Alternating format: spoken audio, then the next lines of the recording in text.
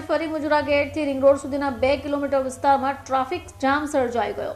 સિટીના મધ્ય ભાગથી 3 થી 4 કલાક માટે અહીંયા ટ્રાફિક થંભી ગયો। મુજરા ગેટથી રિંગ રોડ તરફ જતા વાહન વ્યવહાર માટે વાહન ચાલકોને ભારે મુશ્કેલીનો સામનો કરવો પડ્યો હતો। શહેરમાં મેટ્રો પ્રોજેક્ટની કામગીરીને કારણે ઠેર ઠેર ખોદકામ થઈ રહ્યું છે, ત્યારે કામગીરીને પગલે ટ્રાફિક જામના દ્રશ્યો પણ સર્જાય છે।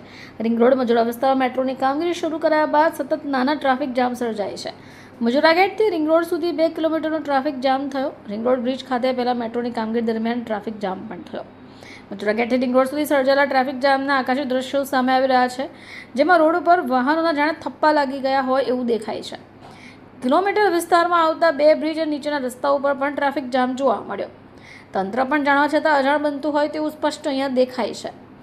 કોઈ પણ ટ્રાફિક પોલીસનો જવાન નજરે પણ નથી ચડતો। સર્જાયેલા 2 કિલોમીટર ટ્રાફિક જામને દૂર કરવા માટે એક પણ ટ્રાફિક પોલીસે જરા પણ તસ્દી પણ ન લીધી, જેને પગલે હાલાકીનો સામનો લોકોએ કરવો પડ્યો હતો।